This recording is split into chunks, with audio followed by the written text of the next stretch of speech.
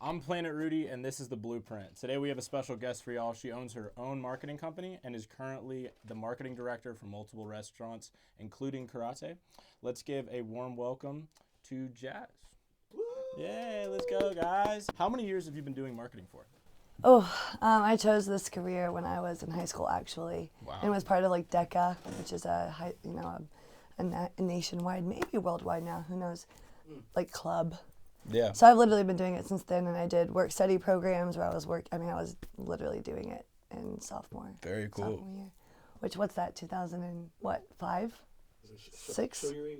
Yeah, it's like 2005. And then once I graduated high school, I went right into college for marketing, and I've done internships and stuff since then, and I've never stopped. Very cool. Heck yeah. So a long time. Yeah. Epic. Yeah. Super dope. How many years is it? I don't even. You said 2005, so 19 years. That's 18, 19, oh, Yeah, That's at 19 least. years. And then paid for it That's full time, crazy. cut 5 of those. Yeah, that's a lot. That is a lot. What are your top 3 tips for people looking to improve their marketing for their brand? The first thing is, why are you communicating as a brand? What is it? What are you communicating? Why are you communicating it? Who are you communicating it to? Would probably be the other thing, is just to think about it so like broadly. Yeah, like who your audience is. Yeah. So and then what is it that you're offering? And then just what is it that you're offering? So like if, for example, I worked with Fun Depot and they're like, we just want to make more money. Fun Depot was so cool. Did you know that? I don't know. I forgot about Fun Depot. I was today, rest so in when I- peace, Oh, yeah. Fun Depot. Wow. I was their marketing director for a while. That's They owned awesome. multiple other businesses, but Fun Depot was interesting because all they wanted to do is make money. Yeah. And I'm like, that's not what we're doing here. So I had to recreate it after 20 years. Well, maybe 15, whatever, a long time. I was like, no, we are not selling that. We're selling something else. And I created the entire strategy around we're selling quality time. So like anytime they made decisions outside of it, anytime they decided to sponsor something, anytime we put money towards anything or energy inside or outside of the building, it needed to be around that goal. So creating that overall goal is a big deal. And then deciding who you want to communicate to and what that message is one thinks of that. More people should. Yeah, I guess just like the reasons why you're really doing what you're doing. What's the biggest challenge you faced when starting your marketing company? So I started it when I was working with the people that owned Fun Depot, and I transitioned a lot of like that stuff into. So I was kind of set up well for it. If I was starting it without any contacts or something, I could see obviously building a name for yourself is going to be the most difficult thing. I already happen to have that. But I would say having to deal with like the money aspect of it and having to realize that through agency work, you have to create boundaries. Boundaries are set by contracts and what they're willing to pay you for. You have to maintain them. Yeah. And that is probably the most difficult thing about agency work in general. Marketing-wise, I would say working with people that have no vision for what they're doing and they're just like trying to make money. Yeah, like they're just like, I see what you're saying. Or the other side of it where they're very passionate about like one thing and they don't see the importance of it. So I don't make a habit of trying to sell it. I want people to come to me and know they need it know already. what they want before it's like, before they come to you. What marketing campaign had the most success and why? I'd say in Asheville. First, it was Fun Depot, being able to work with them. If people knew those people that owned it, they knew they weren't ones to like step outside of their box. They kind of like were who they were, and then they saw me do big things, and they're like, how did you get them to agree to that? Like they, have always done this the exact same way, and then you show up and it's the first time. But Paiza, I would say Paiza, people think, they're like, how the hell? Because there were, I would say, at least 3 big struggles with them, and one was their image. Like they, they were just kind of known, like people were complaining about one of the ways the owner was driving their car all the time, like on social media, because he was like, they're from up north, and they're just a little different with the way that they live their lives. I don't think it was never like, it was never anything bad, but people were really enraged about it when I took them off. Because they had their logo on their cars before they even opened their doors, and they opened their doors in 2020. And that was another thing, is they opened their doors in 2020. So that was huge. I mean, that was hard. Yeah, brutal. And then they had kind of an image of being like, jackass Northerners. Jackass Northerners, pizza owners. Yeah. And then the pizza itself, is great. It's great. It's niched. It's a huge slice. You only get these options, and you cannot choose any other toppings. And people were enraged about it.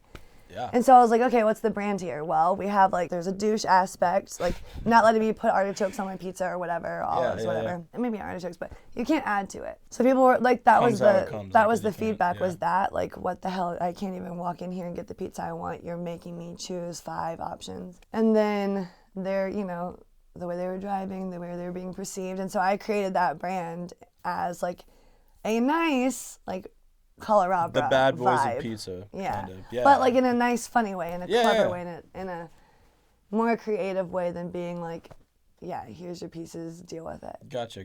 So they were, and then I got to 10,000 followers on social media organically in 1 year. Yeah, and that's from when they started. That's amazing, and I think there was like a lot of strong brand identity, especially with like the mega big slice thing. Yeah. Because some people, I'd seen it on social media done in different places, but just not here locally. Mm-hmm. But yeah, there was definitely a opportunity for that, and that's really cool that y'all were able to take advantage of that. All right, Jess, cats or dogs?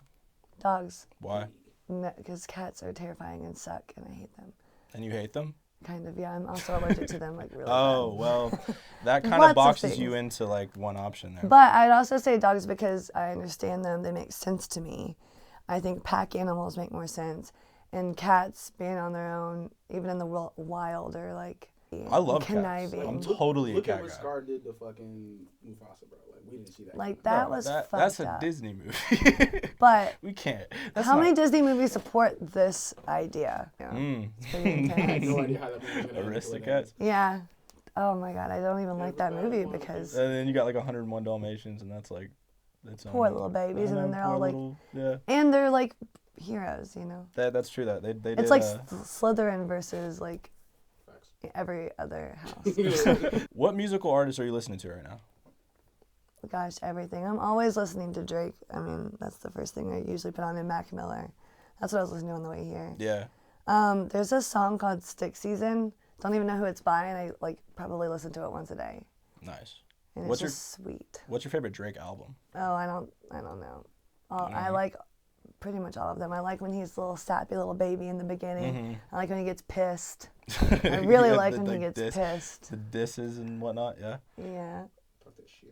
And just when he's like feeling himself. The album where it's like the darker album with like the gold in it that I'm thinking. Yeah, he's got like the little goblet, bro. Yeah, The the goblet, chalice. yeah. I think that's everybody's favorite album. I think that one's so good. Headlines. If you pull up that track, Headlines. like, I mean, just all of them. I mean, really. Yeah, no, dude, yeah. Yeah. Yep, And I just listen to a lot of like early, or like even 90s hip hop and stuff. Like I listen to Tupac probably every day too. Super cool. Yeah. Yeah. Oh, yeah. But I'm from Atlanta, so my music taste is. What's your favorite tattoo and why? Like on me? Or Yeah. I don't think I have a favorite, but I just love all of my tattoos. They're amazing. Top but I do 3. get to see the 2 on my legs, like even in the winter, I get to see them when I sit down and go to the bathroom. So I kind of What love are they? them. Let's My dog, Katya, and Scout mixed together. Oh. And then a ship with me hanging off of it like that. That's pretty cool. What? You got your dogs blended into one tattoo? Yeah, because they're both German Shepherds, but they're slightly different. But they look, I mean, if you could see it. Yeah. What's your favorite country and why? I just want to say the EU because of the diversity of all the countries and the ability to travel between them. Yeah. / I have to say Greece because that's where my entire family's from. I've never been to Greece. I always wanted to go there, though. They're so It's like a really beautiful spot. Yeah, they're amazing people. What is the sexiest accent? I have a thing for Latin people, like other people in this room, so I would say any of those. Argentinian, Spanish, doesn't matter. Yeah. Probably. The Well, also Latin French, accents. though. French? Okay. Who has had the most influence on your life? I would say my father, but not in all the good ways. I would say my grandparents in good ways. Okay. Because they definitely, like, were the only ones that were like, yeah, go to school. Oh, they're not going to help you? Figure it out. This is how you can do it. Do great. Like, they were the ones that kept pushing me towards, like, my goals when everyone else was, like, didn't care. Maybe that support that, everybody definitely needs that. Yeah. If you could be an animal for a day, what animal would you be and why? Like a humongous wolf.